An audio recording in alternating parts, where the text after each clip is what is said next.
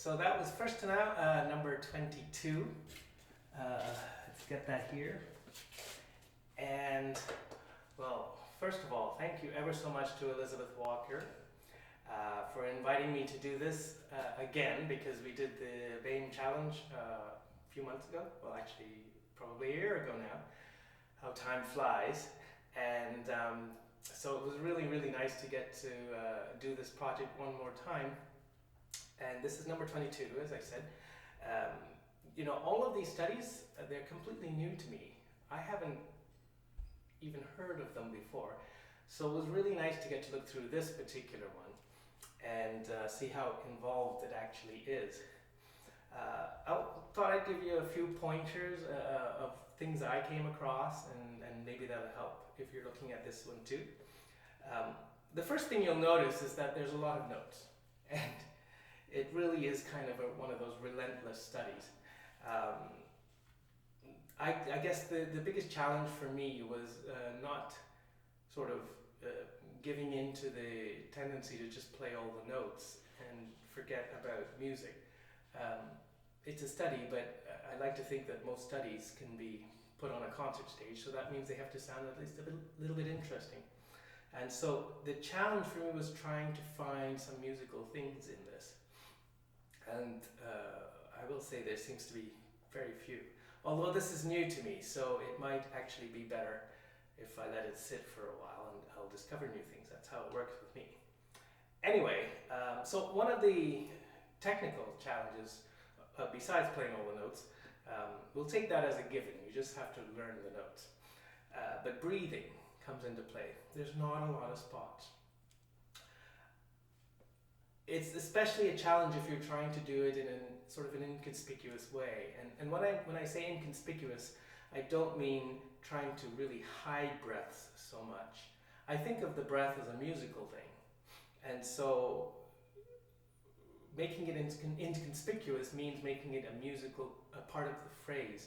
So I'm not really trying to hide them, but make them make sense, whether it be a slow breath, a quick breath, and let's face it, in most cases in this study, it's going to be a quick breath. But how you approach it is I guess, the trick to it. Some of them, you just have to take a quick catch breath, but it seems to fit the phrase. Other ones you have to think about, can I do a small rallentando right before the breath, a couple of notes, or maybe in some cases even the opposite, in a celorando, so rush the last couple of notes or something, and then give yourself some time to breathe. You'll see how it works out in the mix once you start trying to do it. So breathing is definitely a thing, figuring out where and how to pace them. Everybody will have their own ideas on that. The second thing that sort of comes to mind is, of course, sound, tonal qualities. I mean, it's all over the place. It's low, it's high, it's in the middle. And he gives you some extremes, which are always tough to do.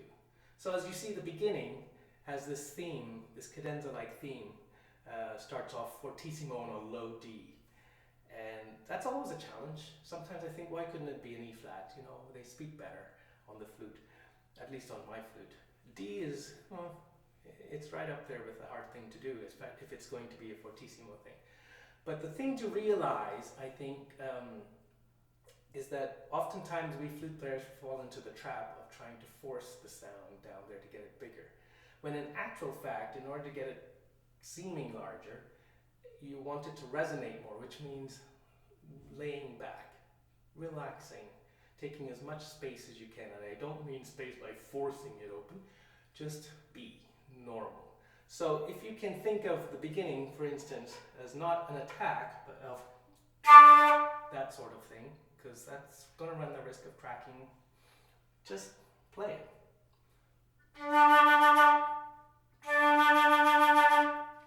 And be open and normal.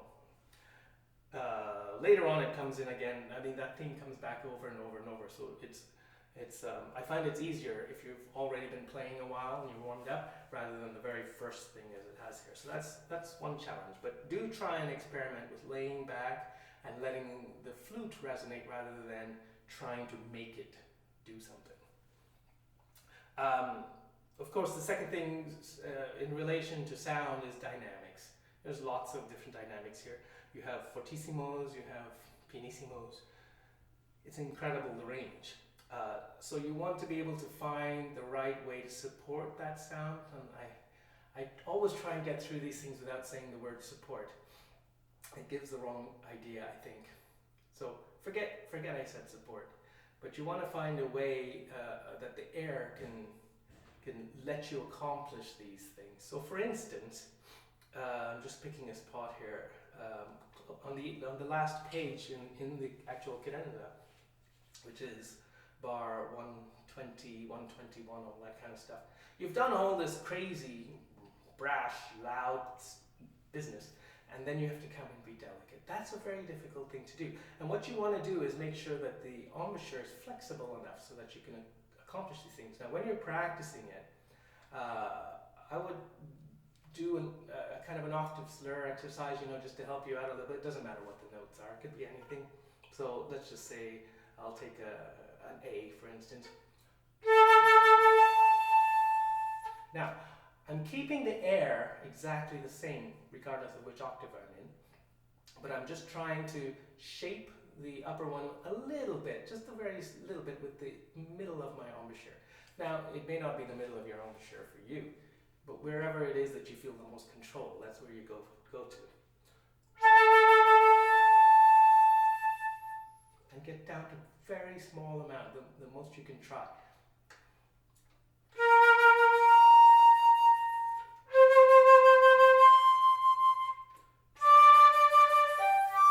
Okay, got a air bubble.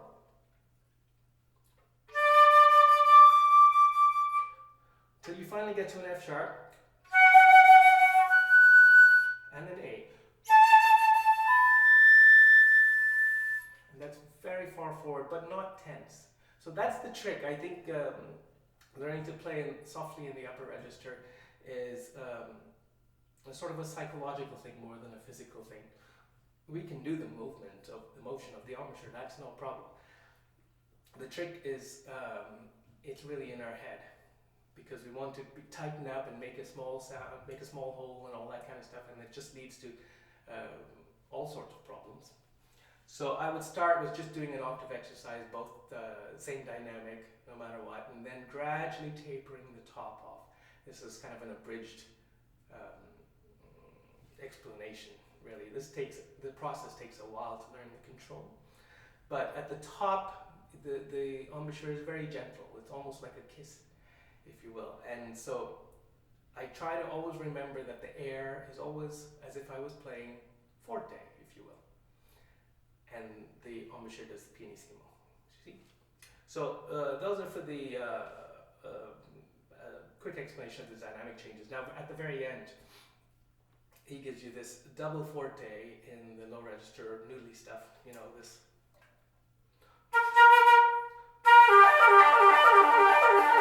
Etc., all that kind of stuff. And he says, con tutta la forza, with all this force or strength. In other words, that means as big as you can, but try not to force it. Remember, just let the resonance happen of the flute. The more you relax, the more resonance you will find. Don't expect to find it immediately. This is something that takes some time to really master and get comfortable with.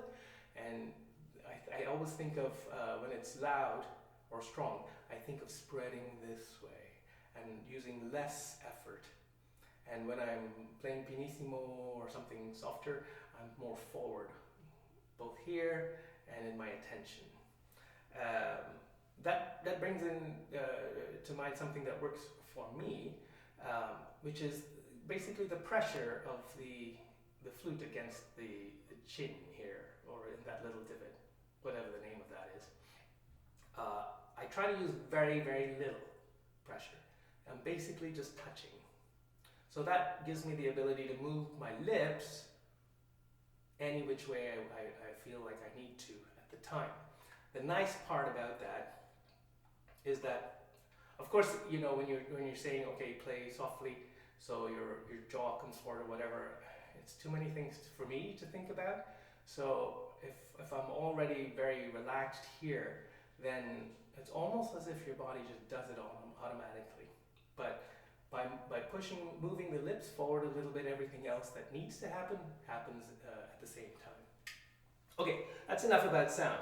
The other thing, we touched on breathing as well. A little bit about the beginning, you know, this bar 7, and it happens several times, you know, the 6 and 7.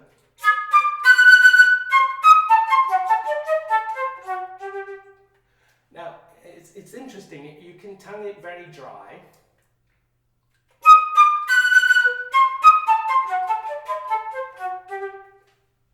Very uncomfortable for me to do. But I think, again, it's just too dry and it's liable to crack all over the place. I always try and, whenever you have single notes like that, use an awful lot of air pressure, if you will.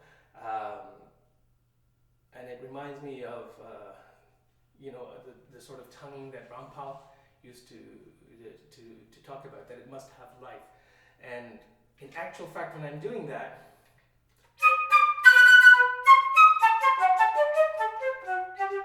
I'm not using my tongue at all. It's just ha ha ha ha ha ha. So it's a way to give the bounce to the notes without them being too dry, too secco, and it gives life to everything.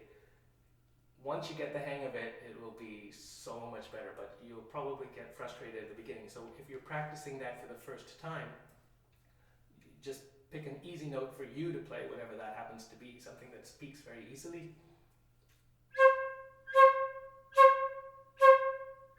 And it's just around the stomach muscles that you're putting a little huff into it. Ha, ha, ha, with no tongue.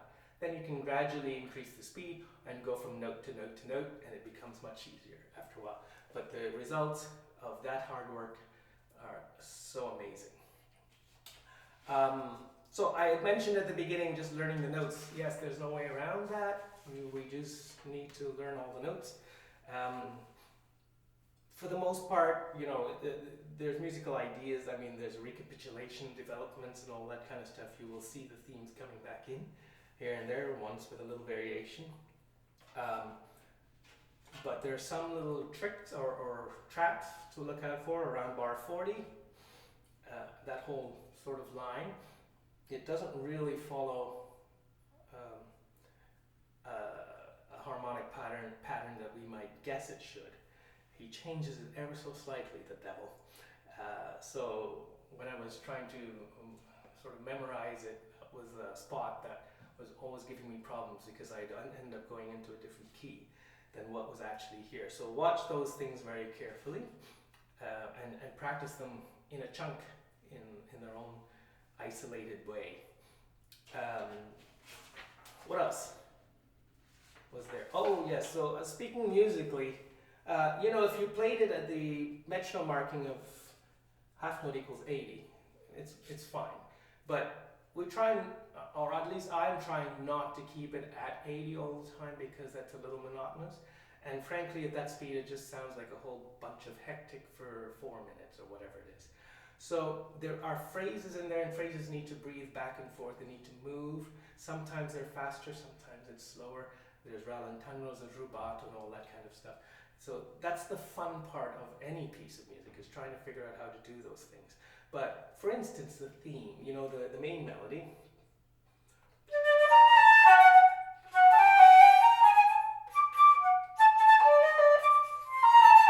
It comes back in a couple of times. The next time it actually comes back in is at the bottom of the second page, which is bar 93, something like that. It's nice not to do it exactly the same way, I think. So maybe...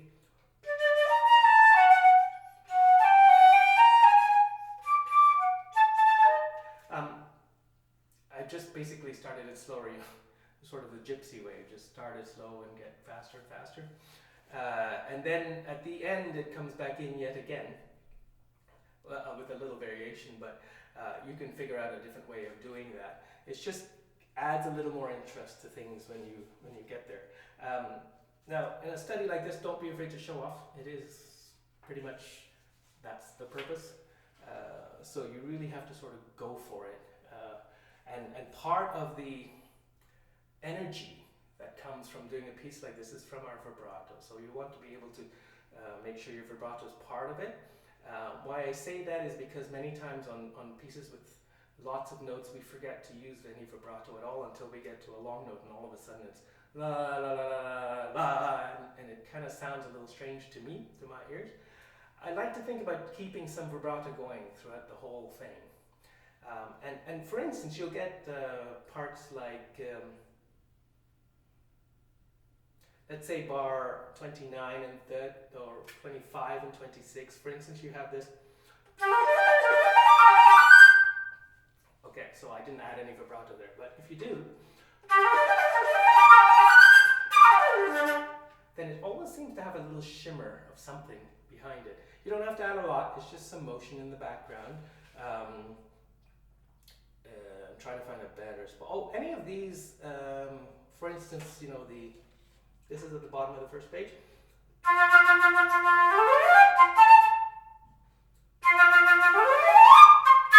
That's no vibrato at all until I get to the long notes. But if you add a little shimmer,